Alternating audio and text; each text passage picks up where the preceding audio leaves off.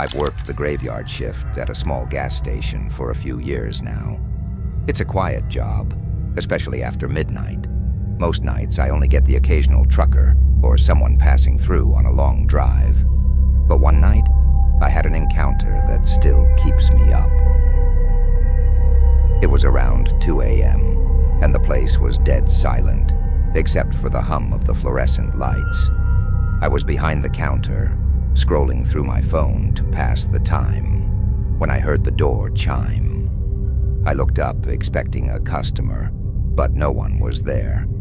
The door slowly swung shut, and I shrugged it off. Maybe the wind had triggered it. Minutes later, I heard faint footsteps coming from one of the aisles. My heart skipped a beat. I was certain no one had come in. I called out, "Hello? Need any help?" No answer. I grabbed the flashlight we keep under the counter and started walking around. The aisles were empty, and nothing seemed out of place. But as I turned the corner near the back of the store, I felt it. This heavy, cold sensation, like someone was standing right behind me. I swung around, but no one was there. That's when I noticed the security monitor near the counter. One of the cameras showed a man standing near the gas pumps, staring straight into the lens. His face was pale, and his eyes. There was something wrong with them. They were too wide, unblinking, almost like he was trying to see through the screen. I bolted back to the counter, fumbling to press the intercom button. "Hey, we're closed inside, but you can pay at the pump," I called out, my voice shaking. The man didn't move. He just kept staring. Then he tilted his head slightly, as if he'd heard me, but was deciding whether to respond. The feed flickered for a second, and when it came back, he was gone. I rushed to the window, looking out at the pumps, but there was no sign of him. No car, no footsteps, nothing. It was like he'd vanished. I sat there, trying to convince myself it was just a glitch, when I heard the door chime again. My stomach dropped. I turned to look, and there he was, standing just inside the doorway. He didn't move, didn't speak. He just stared, his eyes impossibly wide, his face unnaturally pale under the flickering lights. Before I could even think, the door swung shut behind him, and the chime stopped. But then, the lights went out. I scrambled for my phone, using its flashlight to scan the room, but he was gone. The store was completely empty, and the only sound was my ragged breathing.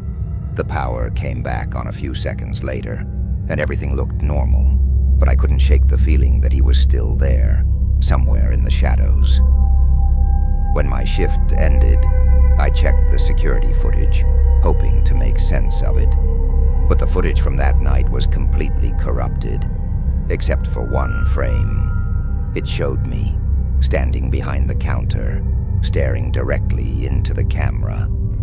But the thing is, I don't remember ever looking at the camera that night.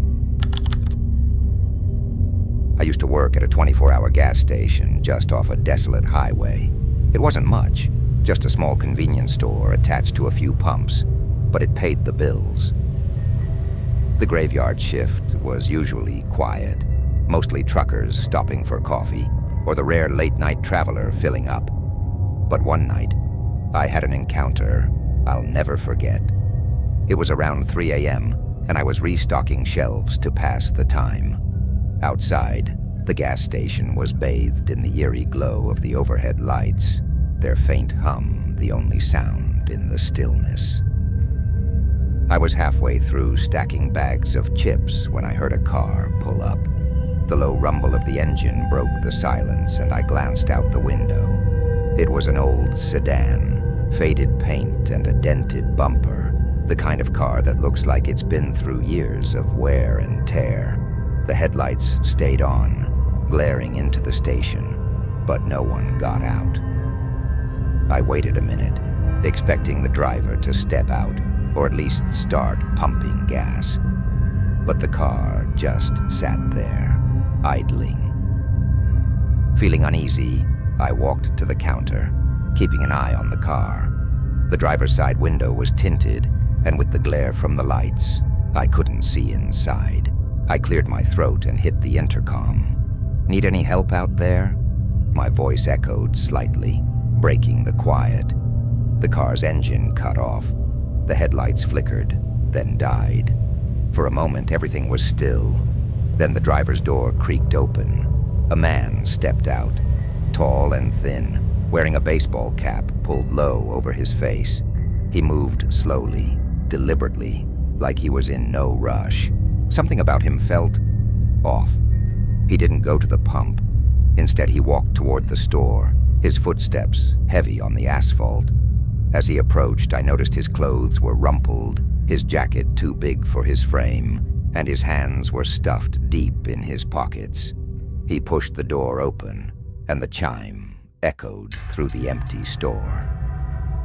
"Evening," I said, trying to sound casual. He didn't respond, just nodded slightly and started walking down the aisles. I watched him out of the corner of my eye as he wandered, never picking anything up, just glancing at the shelves like he was looking for something specific. Every so often, he'd glance over at me, his movements stiff, almost robotic. After a few minutes, he stopped near the cooler, staring at the rows of drinks. "Can I help you find something?" I asked, stepping out from behind the counter. He turned his head slowly, his cap casting a shadow over his face. "No," he said, his voice low and gravelly. "Just looking." I nodded and went back to the counter, but the uneasy feeling didn't go away. Something wasn't right. He stayed near the cooler for a while longer, then finally grabbed a bottle of water and walked up to the register. "That all for you?" I asked, scanning the bottle. He didn't answer, just slid a crumpled bill across the counter. As I handed him his change, I noticed his hands were shaking slightly. He looked up at me then, and I caught a glimpse of his face under the cap. His eyes were bloodshot, his skin pale and drawn, like he hadn't slept in days. "Rough night?" I asked, trying to lighten the mood. He didn't respond, just grabbed the bottle and walked out without another word. I watched him go, the door chime ringing as he stepped back into the night. He got into his car, but instead of driving off, he just sat there. I tried to ignore it, convincing myself he was just a tired traveler taking a break. But as the minutes ticked by, the unease grew stronger. Then I noticed something strange. The trunk of his car was slightly ajar, just enough for me to see inside. At first I thought I was imagining it, but then I saw movement, a faint, shuffling motion, like something or someone was in there. My stomach turned. I couldn't just ignore it. I reached for the phone, debating whether to call the police, when the car's engine roared to life. The headlights snapped on, blinding me for a moment, and the car sped off, tires screeching as it disappeared down the highway. I stood there, heart pounding, staring at the empty lot. The unease didn't go away, though. If anything, it got worse. I couldn't shake the image of the trunk, of whatever or whoever was inside. I tried to focus on work, convincing myself I'd overreacted, but about an hour later the car came back. This time, it didn't stop at the pumps. It pulled directly into the lot and parked near the edge, just outside the reach of the overhead lights. The driver didn't get out. The engine idled softly, and the trunk was still slightly open. I felt frozen, unsure what to do. Then I heard it, a faint knock coming from inside the trunk. It was soft at first, then more insistent, like someone was pounding to get out. My breath caught in my throat. I wanted to run, but my feet wouldn't move. Before I could react, the trunk slammed shut on its own. The car's headlights flickered again, and the engine revved loudly. The driver still hadn't stepped out, but I could feel his eyes on me, watching from the darkness. I grabbed the phone and dialed 911, my hands shaking. As I explained the situation, I glanced back outside, but the car was gone. No sound, no screeching tires, just empty pavement. The police arrived about 20 minutes later. I told them everything, showed them the security footage, but it didn't make sense. On the tape, the car was barely visible, just a shadowy outline, and the footage cut out every time the trunk moved. They took my statement and left, but I knew they didn't believe me.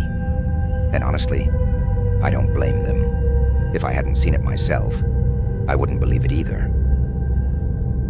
To this day, I still think about that night, about the man in the trunk, and the driver who never said a word. And every time I see a car idling at the pump, I can't help but wonder, is it watching me?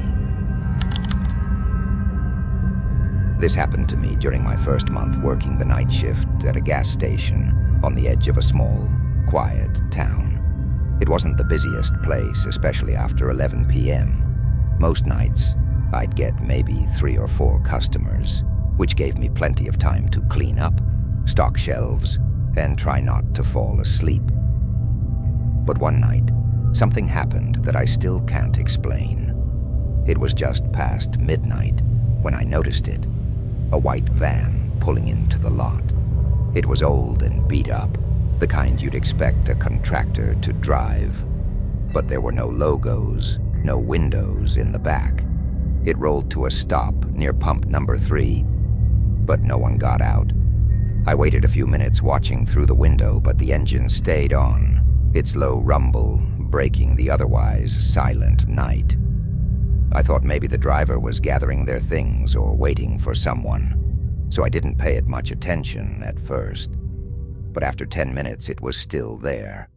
No one had stepped out, and the engine was still idling.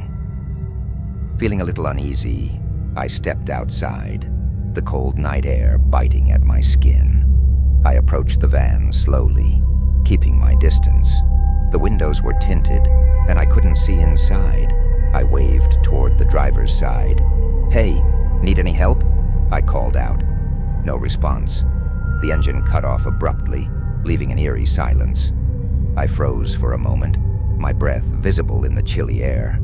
Something about the way the van just sat there, unmoving, sent a chill down my spine.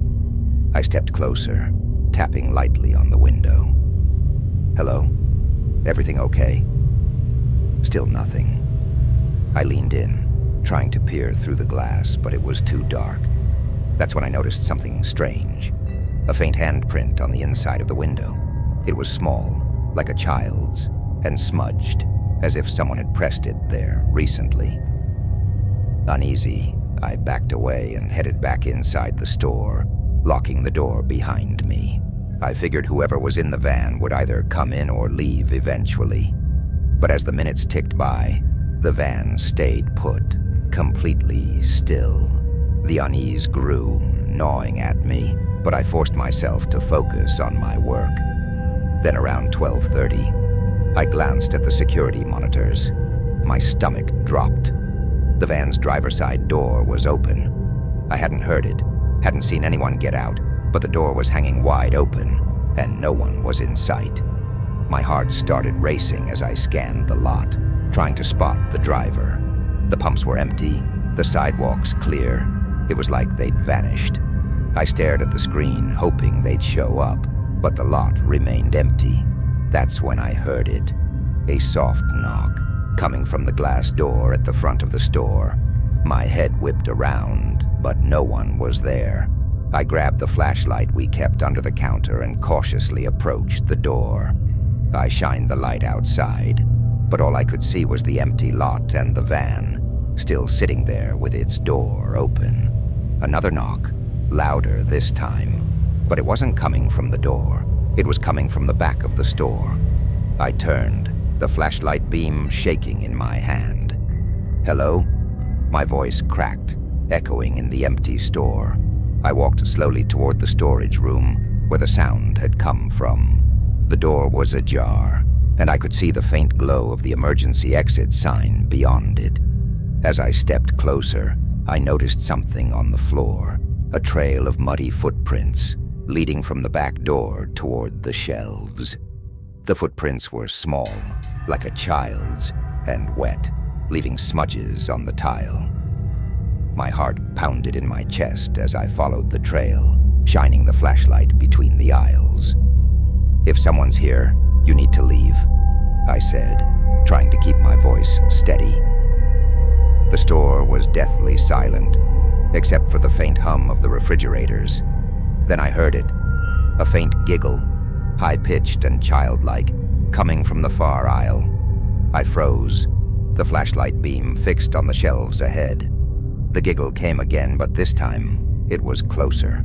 I swung the light around, and for a split second, I thought I saw something, small, pale and fast, dart behind the snack aisle. I backed away, my hands trembling, and bolted to the counter. Grabbing the phone, I dialed 911, barely able to speak as I told them someone had broken in. The dispatcher assured me officers were on their way, but as I hung up, the lights in the store flickered and went out. I stood there in the dark, gripping the flashlight, the only source of light now. The giggle echoed again, followed by the faint sound of footsteps.